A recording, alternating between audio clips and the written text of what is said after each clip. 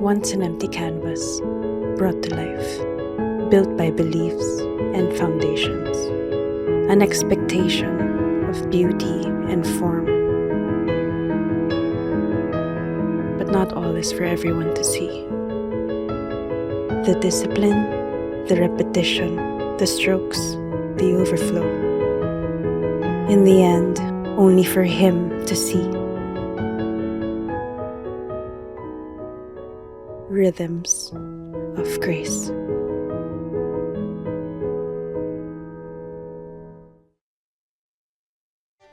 Matthew chapter 6, verses 5 to 15. When you pray, you must not be like the hypocrites, for they love to stand and pray in the synagogues and at the street corners, that they may be seen by others. Truly I say to you, they have received their reward. But when you pray, go into your room and shut the door and pray to your Father who is in secret. And your Father who sees in secret will reward you. And when you pray, do not heap up empty phrases as the Gentiles do, for they think they will be heard for their many words. Do not be like them, for your Father knows what you need before you ask Him. Pray then like this: Our Father in heaven, hallowed be your name. Your kingdom come, your will be done, on earth as it is in heaven. Give us this day our daily bread, and forgive us our debts, as we also have forgiven our debtors. And lead us not into temptation, but deliver us from evil. For if you forgive others their trespasses, your heavenly Father will also forgive you. But if you do not forgive others their trespasses, neither will your Father forgive your trespasses. Heavenly Father, thank you for your great love that you demonstrated to all of us through your Son Jesus as He was dying on the cross for the forgiveness of our sins. Panginoon, even as we come together as a family, our prayer is that you teach us how to pray. Our prayer is that our prayers will not be religious prayers, kundi isang panalangin na tunay na umaabot sa puso mo. Isang panalangin na humuhubog sa amin upang maging kawangis mo. Isang panalangin na nagpapagalaw ng lupa dahil sa kapangyarihan na nanggagaling sa langit. Turuan niyo po kami, Panginoon, na maging malapit sa iyo. At hindi lang basta-basta maging relihiyoso, kundi magkaroon ng tunay na relasyon sa iyo. Ito po ang aming samot na langin sa pangalan ni Jesus. Amen and Amen. Good afternoon po. Good afternoon everyone. Welcome to Life Nova and Every Nation Church. We exist to love God and love people. Bago po tayo umupo, please go to someone you don't know a lot. Magpakilala po kayo. And get to know a new friend, a new acquaintance. And after that, you may take your seat.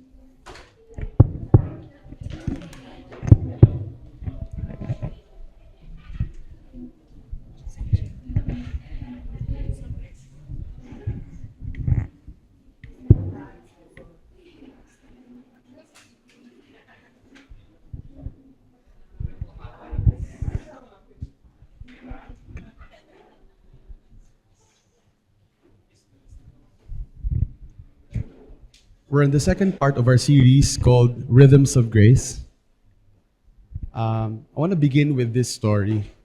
May isang lunch, kumakain kami, and I have two kids. One is a 4-year-old toddler and one is a 1-year-old. So kumakain yung 1-year-old, si Luke. Tapos napansin namin, nung kumakain siya, gusto niyang hawakan yung kutsara niya. Na-amaze kami kasi hindi ganun si Zoe before. Parang gusto niya sinusubuan. Ginawa niya, naubos niya ngayon yung food by himself. So sabi ko kay Luke, wow, Luke, very good. You finish your food by yourself. Habang pinupuri ko pala si Luke, nakatingin sa akin si Zoe. Malaki yung mata niya, nakatingin siya sa akin. Sabi niya, Daddy, look at me. I also finish the food by myself. Sabi niya gano'n. Tapos sabi ko, oh yes, baby, of course, because you're already big. Siyempre, malaki na, 4 years old na. So sabi ko sa kanya, siyempre naman. Sabi niya, but Daddy, I'm also very good. Oo nga naman, tas sabay si Bangot siya dun kay Luke. I want to turn to another story. Nalala ko nung, this is last year, when I was in Every Nation Seminary. It was my first time sa isang chapel service, ganito kalaki, with 100 pastors from different nations, from 40 nations. So, prayer meeting. So, syempre, parang first time ko pa lang yun na hindi naman first time within international, pero 40 different nations together. Tapos, nung magpe-pray na kami, kasi in seminary, we pray for the different nations para ma-advance yung kingdom ni God sa iba-ibang bansa.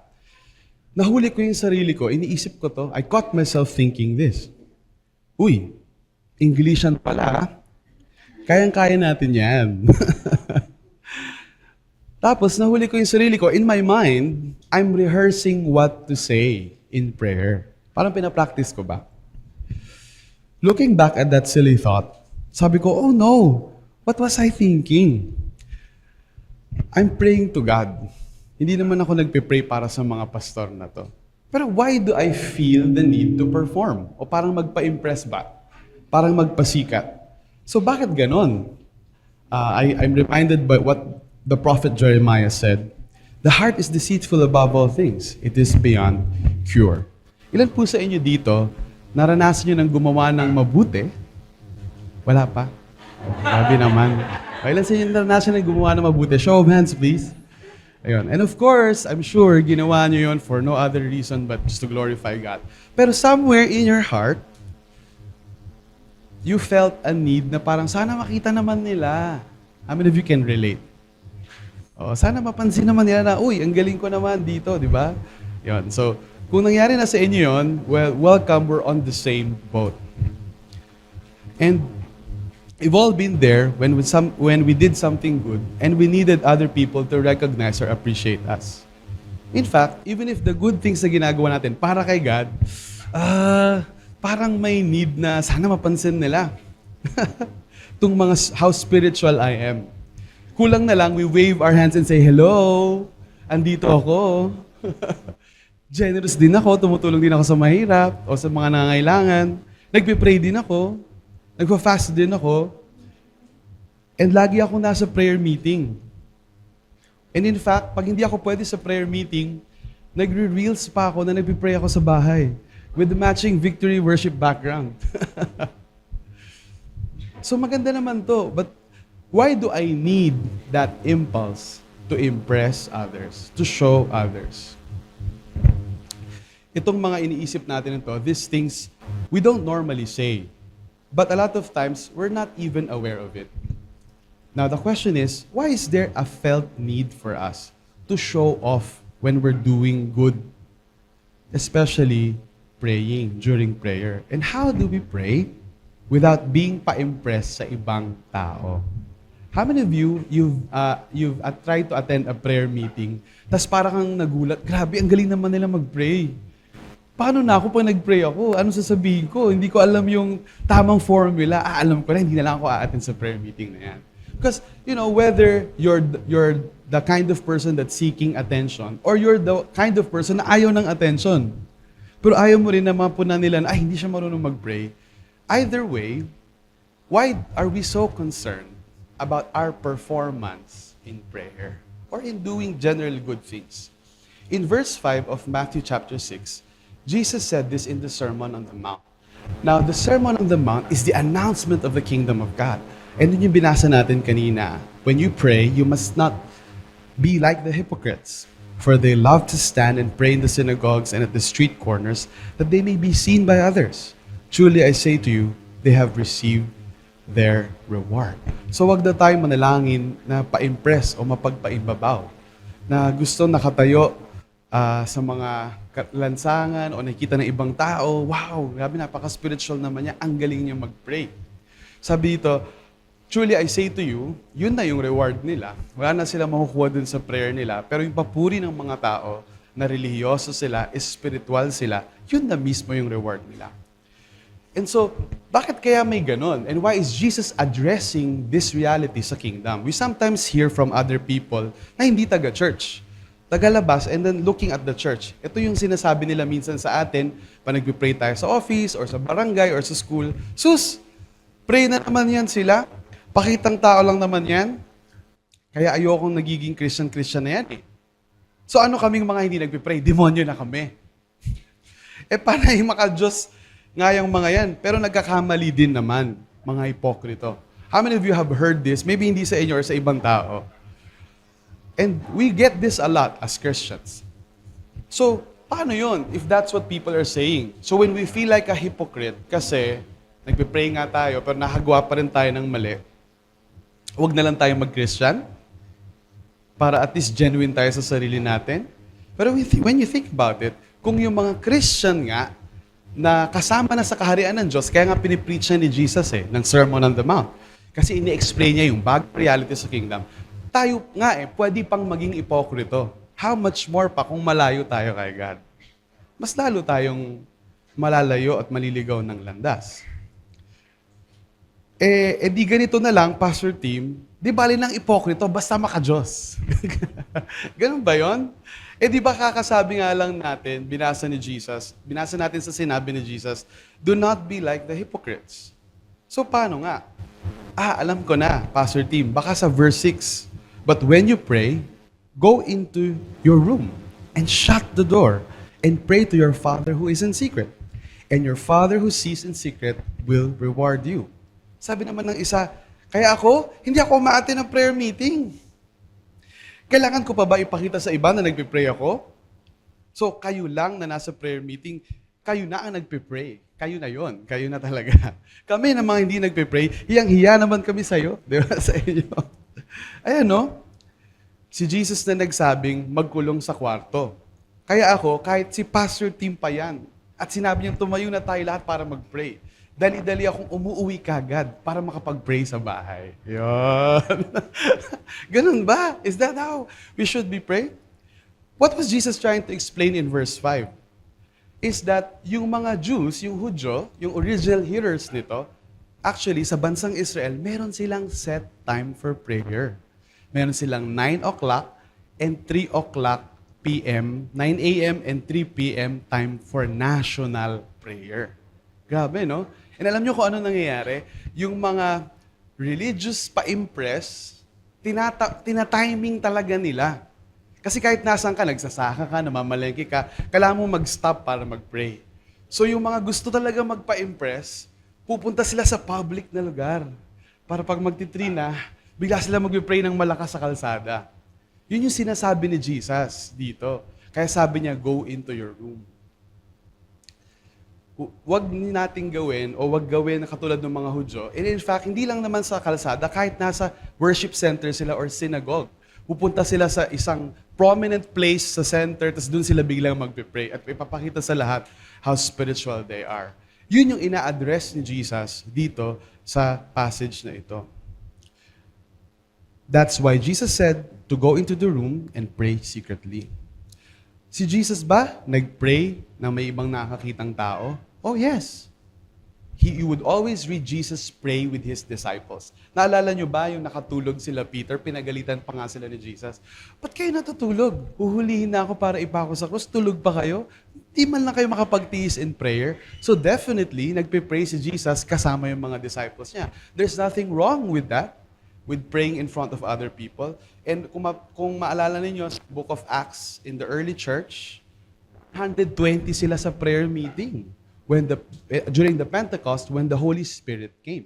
So definitely, Jesus was not against corporate prayer meetings. So anong tinuturo ni Jesus? Babalikan natin yan. Pero punta muna tayo sa 7 to 8. And when you pray, do not heap up empty phrases as the Gentiles do, for they think they will be heard for their many words. Do not be like them, for your Father knows what you need before you ask Him. Ito na naman yung isa pang do not sa pagpipray. Sabi mo sa atin mo, do not. So sabi dito, Jesus specifically mentions repeating empty phrases, memorized mantras that are repeated over and over again as pagan practice. So practice pala ng mga pagano, ibig sabihin ng pagan, hindi nakakakilala sa Diyos, na mag-memorize ng mga panalangin at paulit-ulit itong sabihin. Kumbaga, the heart behind it is to impress God or impress others with flamboyant language in order to show an air of religious superiority, proving that one deserves to be heard by God because of the effort. Lord, tingnan mo yung effort ko. Ang ganda ng words ko, matalinhaga. At kaya ko siyang ulit-ulitin. Deserve ko na masagot yung prayer ko. Nakasya 100 prayer na ako. Ulit-ulitin ko to hanggang pakinggan mo ako. Yan yung tinatawag nating religion or religiosity. And ano yung religiosity? It's earning by effort the favor of God. Do you know that religion is so much in contrast with the gospel? O sa tinuturo ng Panginoong Jesus? Kasi ang religion, gagawa ako ng mabuti, magkakautang sa akin si God. Dapat ibalik mo to sa akin, Lord, as a blessing. Kanina, during the giving, during the exhortation, may nabanggit yung exhorter tungkol sa yung mga religious na tao mapagbigay. Think about this. Kahit alam nyo ba na maraming taong nagdo-donate at nagbibigay, but they still miss the point. Maraming taong nananalangin, hindi lang mga Kristiyano, nananalangin din yung ibang mga relihiyon, but they never commune with God. If you think about it, it's not about doing actions, religious actions. It's understanding the heart and the right motive behind it. As a nation, tayong Pilipino, mga Pilipino, we are very religious. Yet for all of our nation's religiosity, culturally, we even celebrate evil. So we are familiar with religious hypocrisy. Dahil nga very religious yung bansa natin, marami rin sa bansang ito ang hipokrito sa pagiging relihiyoso. Yung pakiramdam mo na mas angat ka o mas marami kang langit points for doing good deeds. And Jesus warns His followers not to be like the hypocrites. This is not how we should approach God in prayer. So ang galing ni Jesus, no, bago na tinuro sa atin paano manalangin, sinabi niya muna paano hindi. Huwag magpa-impress, magpa-imbabaw, huwag din yung paulit-ulit na maraming salita na kinabisado. Paano dapat? Paano dapat manalangin? Now, I have a question. Could it be, maaari kaya, that underneath the hypocrisy of religion, there is a more fundamental and primal need that compels us to seek attention when praying? Bakit ba importante sa atin na pag may ginawa tayong mabuti, makita ng ibang tao? Hindi kaya. Meron tayong pangangailangan, yung in our heart of hearts, meron tayong isang pangangailangan na hindi pa na-meet, na nakukuha natin sa ibang mga tao. Could it be that the clue to understanding this particular passage lies in the motivations Jesus mentioned specifically? In verse 5, sabi ni Jesus, that they may be seen by others. In verse 6 naman, that they will be heard for their many words. So bakit maraming relihiyosong ipokrito ng mga tao? May desire, may kagustuhan na makita ng iba at may pangangailangan na marinig. The desire to be seen, the need to be heard for our many words. This looks familiar. Hindi ba parang si Zoe rin ito? Daddy, look at me. I finished my food. That need na ma-affirm. Hindi ba ganun din naman ako sa prayer meeting ng mga international pastors? Look at me, friends. I can pray so eloquently. Kaya ko din yan. Bakit may ganun? Kasi to be seen is to be appreciated. To be heard is to be secure. To be seen and to be heard is to be validated that I matter. Na mahalaga din ako. Na nag-e-effort din ako. Na nagtatry din naman akong maging close kay God. To be seen and heard involves the idea na mahalaga ako at pinahahalagahan ako.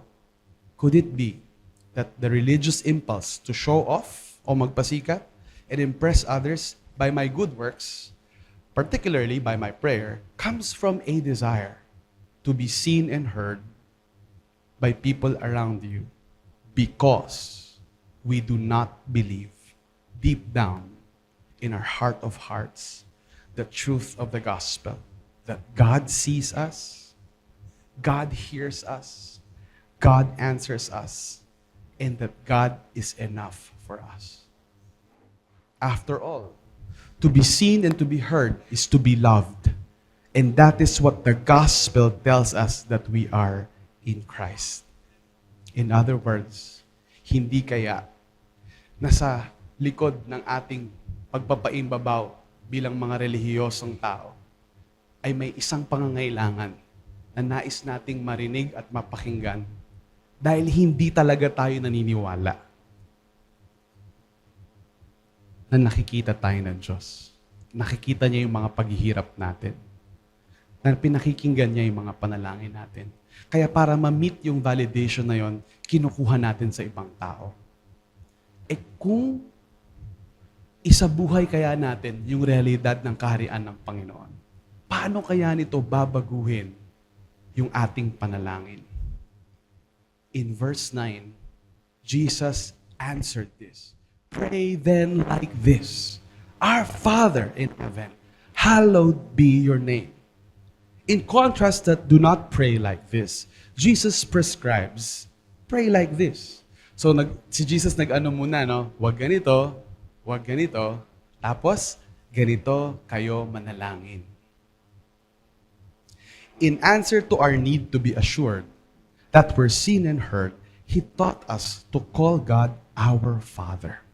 This is nothing short of radical for the original hearers, because no one has ever prayed and called God Father before, except in some poetic reference sa Psalm siguro.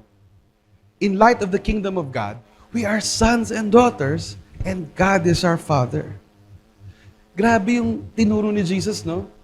To deal with the insecurity of our hearts. Inassure niya yung mga tagasunod niya, Ama natin siya. Alam niyo ba na walang nangahas na tumawag sa Ama, sa Diyos na si Yahweh ng Ama, kundi si Jesus? At nangahas siya na isama tayo sa pamilya niya. Nasama-sama natin siyang tawaging our Father. Alam niyo, hindi yan my Father lang. Kasi pag si Jesus nagpe-pray, my Father, siya lang yung pwedeng magganon. Kasi siya lang talaga yung tanging tunay at bugtong na anak. Pero tayo, dahil naisama tayo sa pamilya niya through adoption, binigyan niya rin tayo ng karapatan na tawagin si Yahweh na Ama. And alam niyo, grabe nagulat, na shock yung mga Israelites nung nagpapatawag si Jesus na natawagin nating Ama. Wow, close kayo! Wow, ganito kayo ni Lord, di ba? Alam ba ninyo, tingnan niyo yung language ng the Lord's Prayer. Our Father in heaven. This shows us a dual reality of God. Mahirap kasing makipag-commune o ibuhos yung puso sa isang Diyos na hindi natin kahit paano maintindihan. Bumaba ang Panginoong Yesus, anak ng Diyos, para kahit paano maintindihan natin yung nature ni Father at magkaroon tayo ng totoong connection sa Kanya. Our Father in heaven. Tingnan nyo kung nasan ang Ama. Nasan? In heaven. He is higher, greater, more majestic than any human category we could ever think of. He is in heaven. Hindi siya saklaw ng kahit anong karunungan natin or kahit anong. No one is greater than Him. He is in heaven. As high as the heaven is above the earth. Ganon kalayo. O maaaring higit pa. But at the same time, He is Father. When you call Him Father, close. Sabihin mo sa katabi mo, close kayo? That warmth, that feeling of familiarity, God is so close that we can call Him Father. Yet He is in heaven and He's sovereign above all. Reminding us that He is so near and warm and so personal that we can call Him Father. A reminder that He truly cares for us. In verses 9 to 10, pray then like this: Our Father in heaven, hallowed be your name. Your kingdom come, your will be done on earth as it is in heaven. A triple request. First and foremost, above our own personal needs. Ilan po sa inyo pag nanalangin, diretso, Lord, gusto ko lang ganito. Di ba? But you know how the Lord teaches how to pray? A triple request bago yung healingin natin. Ano yung tatlong yon? Let your name be hallowed or let your name be holy. Ibig sabihin, walang ibang Diyos kundi ikaw, Diyos ng Israel. Pag sinabing holy, a class of His own, set apart, no one like Him.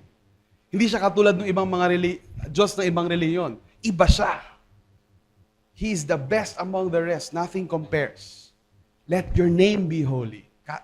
Pangalawa, your kingdom come. Ang paghahari mo ang aming pinakahahangad.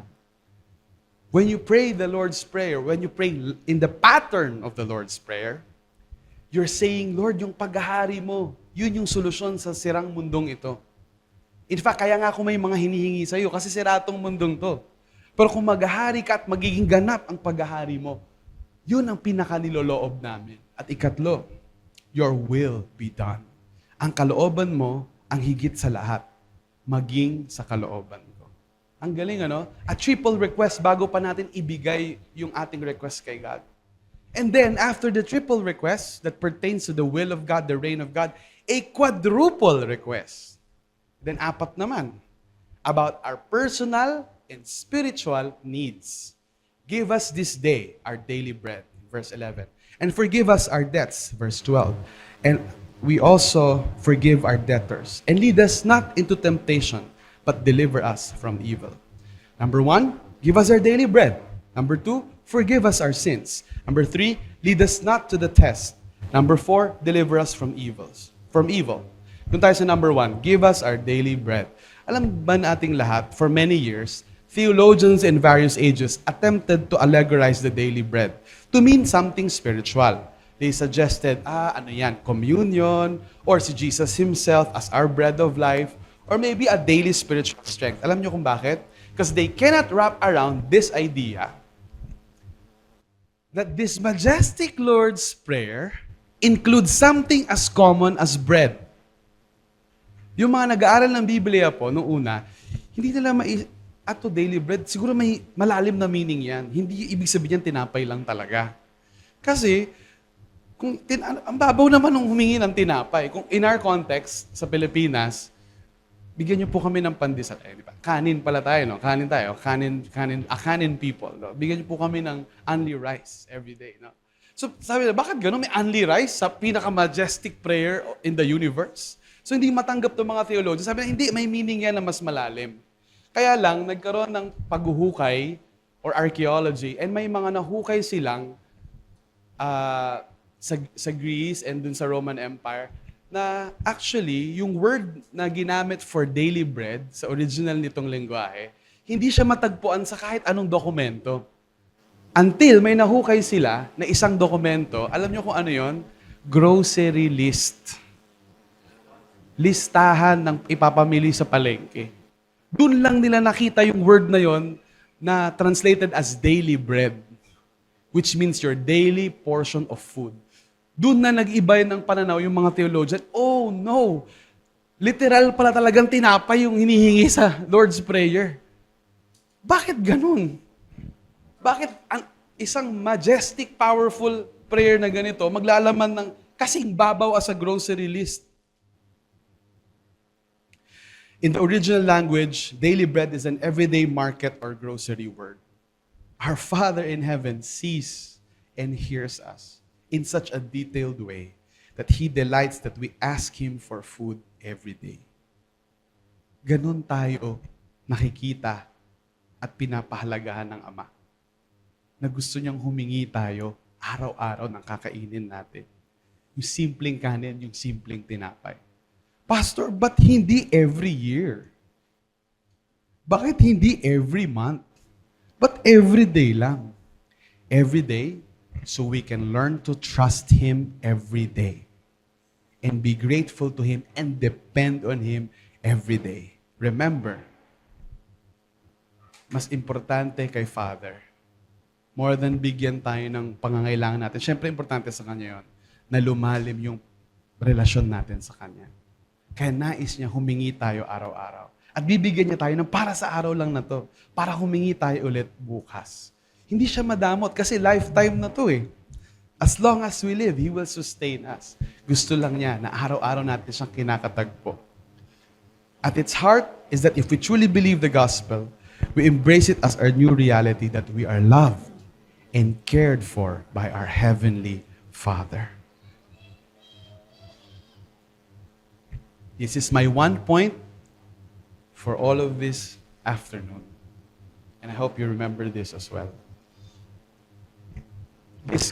That nothing compares to the Lord's Prayer. Sana yun na lang pala yung matandaan ninyo. But if you just want to have a summary of what we've been talking about, the heart of prayer is to pour our hearts to our Heavenly Father who sees us and who hears us. Yun ang puso ng panalangin. Hindi para makaangat ng point sa iba.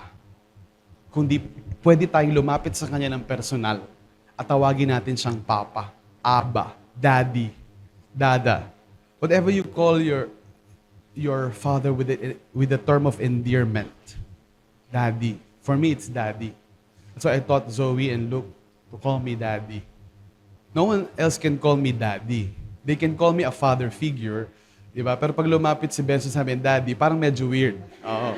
Only Zoe and Luke can call me that, right? So Benson can always say, Pastor Tim, you're a father figure. Thank you for that. Pero iba yung when you call someone Daddy. Because there's a deep relationship. And that's what Zoe and Luke and I have. That's what we have. More than actually human relationship lang. Mas higit pa dun. When we can call Abba, Father. We can pour out our heart to Him. Hindi sinabi ni Jesus na ito lang yung i-pray natin. Binigyan tayo ni Lord ng pattern. Remember, Jesus cautioned us against repeated words. We must mean it with all of our hearts. A pattern we can glean from. So, kung may pangangailangan tayo, inuna nga niya yun eh. More than any other request. Pero syempre, laging una yung kaharian niya. But dun sa personal and spiritual natin, una yung tinapay talaga doon. He wants to bless us. He wants us to be abundant. And within this reality, we are reminded that we are also forgiven. Susunod na yun, forgive others eh. So that we can forgive others who sin against us. Sins here are communicated as debts or utang. Sa ESV translation, it's rendered as debts or pagkakautang. Para pag nagkakasala tayo kay God, para tayo nagkakautang sa Kanya. Isang utang na hindi natin kayang bayaran ng pagpapakabait natin. Isang utang na pinatawad niya dahil sa ginawa ni Jesus sa krus. Kaya naman, pag may nagkamali rin sa atin, hindi ito option. It is a command. It is commanded by God that as we have only been forgiven, we also forgive. As we have been generously forgiven, we generously forgive. Next, the third request is the prayer not to lead us to temptation. Now, the original word for this is test. Do not bring us to the test. Do not bring us to the temptation. And after nating ipag-pray ito, as followers of Jesus, Lord, huwag niyo po akong dalhin sa test. Hindi tayo dapat diretso sa temptation. Kakapray mo na do not lead us to the temptation, tapos biglang may temptation, diretso ka na agad. We'll be liars. Mga magsisinungaling tayo kung pinag-pray natin to and then diretso tayo sa temptation. Ba't ganito yung pray? Bakit ba, ano ba yung test? Alam niyo yung test, it is designed by God para pakita yung fruit natin kung gaano tayo nag-change, kung gaano tayo kalakas. Hindi ito nakadesign para bumagsak tayo. Pero bakit, kung ganon, maganda naman pala ang test, bakit sa Lord's Prayer sabi, do not lead us to the test or do not lead us to the temptation? Kasi huwag na nating subukin yung sarili natin. Huwag tayong overconfident. Hindi, kaya ko yan. Binago na ako ni Lord. Dati ako manginginom. Ako, tumba sa akin lahat yan. Kahit anong ilapag mo sa akin. Kaya kahit pumunta ako dyan ngayon, Hindi ako madadali niyan. Huwag tayong overconfident. Diba? We also approach God with humility, knowing that it's also only by grace that we've been transformed from our former sins. So example, mayroon kang kahinaan talaga, mayroon tayong kahinaan, alam naman natin na kahinaan natin yon. Diba? Like for example, isang text lang sa'yo, isang ganito ka lang, kayo na kagad, mabilis kang ligawan, o tapos dahil to, nasisira yung pag-aaral mo, igagalit sa yung magulang mo. Pinalaya ka na ni Lord doon. Focus ka na ngayon. Alam mo na hindi mo season pa. Kailangan mo munang i-establish yung buhay mo. Nasa maturity ka na to make that crucial decision. And then, babalik ka na naman sa chat group na yon. Kung saan doon ka mapapahamak. Do you understand? As a student, that's the application of praying, Lord, do not lead me to the test. As we have already been rescued from sin, let's not go back to it any longer. And lastly, deliver us from evil. Recognizing that there is more to life than food and clothing, we are in a spiritual battle with eternal ramifications. We're instructed by Jesus that we can ask for help and deliverance from our Father who is in heaven. Pag nananalangin ba tayo, hiningi lang natin lahat ng grocery list natin or wish list or bucket list. If ganon, hindi tayo marunong manalangin. Jesus teaches us. Ipanalangin din natin na palayain tayo ni Lord from the evil one. Dahil meron tayong spiritual enemy na gusto tayong ilayo sa Panginoon. Gusto niya bumalik tayo sa mga dating kasalanan natin. Gusto niya ilayo tayo sa mga taong makakatulong sa atin. Gusto niya hindi tayo mag-pray. Gusto ng kaaway natin hindi tayo makinig ng salita ng Diyos.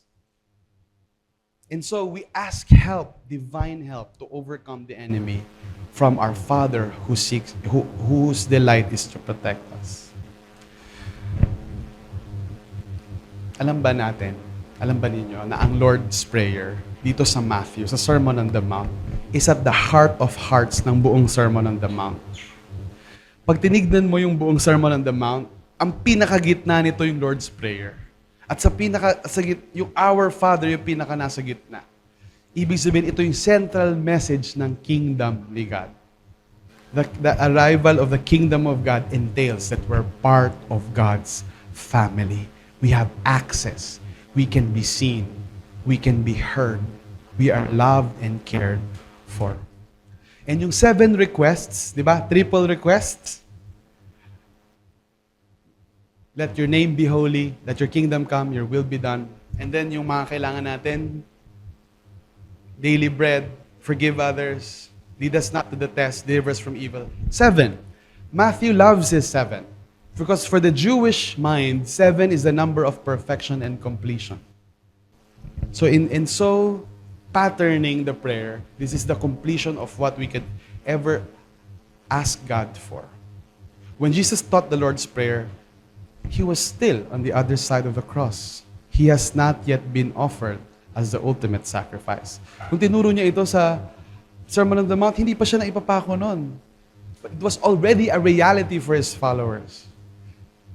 How much more for us today who live on the other side of the resurrection, who live on the other side of the cross. Dahil napagtagumpayan ang cross, this should be a greater reality for us. Because of the cross of Jesus, we know this. We are seen, we are heard, we are valued, cared for more than we can ask for. Because we are provided for, forgiven, led, and delivered. Because God's name is like no other. His kingdom has come, and His will is done. The truth is this: Zoe doesn't need to ask me to tell her she's very good, because she can finish her food by herself. Because I already am very proud of her and love her deeply as any human father can. Kung alam lang ng anak ko, mahal na mahal ko siya at proud ako sa kanya. Kaya ko siya sinasali sa mga preaching ko. Hindi, kailangan ko rin yung illustration. Pero bukod doon, I'm so proud of my daughter. Hindi niya na kailangan sabihin, Daddy, please tell that I'm very good. That goes out of me spontaneously throughout the day. Kung pwede ko lang sabihin ng ilang libong ulit, I love you 3,000. The truth is, I do not need the affirmation of my international pastor friends, whether I can pray well or not. I can pour out my heart to God without care, whether I will be seen or heard by people, whether I'm appreciated or honored. I don't need all of that. The love of our Father in heaven is enough. And we can enjoy being part of our prayer house. How many of you will join prayer house na? And we have good news for you. Para sa maraming busy na trabaho and mahirap i-manage yung schedule, ang ating prayer house or prayer meetings, if you will now be every Saturday, 6:30 a.m. So we can have a morning breakfast and pray together. You can join us Saturdays, 6:30 a.m. for early breakfast prayer starting April 19. Mga kapatid, I hope that this message has inspired us and has reminded us we don't need the affirmation of man. We are only an audience of one. And if that's our heart, si Lord naman nakakaalam ng panalangin natin. Sa Kanya naman natin gustong iparating yon. Makukultivate nun yung tamang puso sa panalangin. Let's all stand together and pray.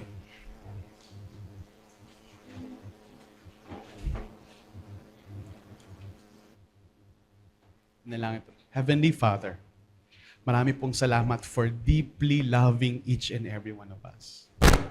Ang katotohanan, bawat isa po sa amin na nampalataya sa iyo na tinatawag ang Panginoon, kahit pa nasa kahinaan kami, kahit pa nagkakamali kami, kahit pa hindi kami naging perpekto, kahit ano pang mga pagkukulang namin, mahal na mahal mo kami.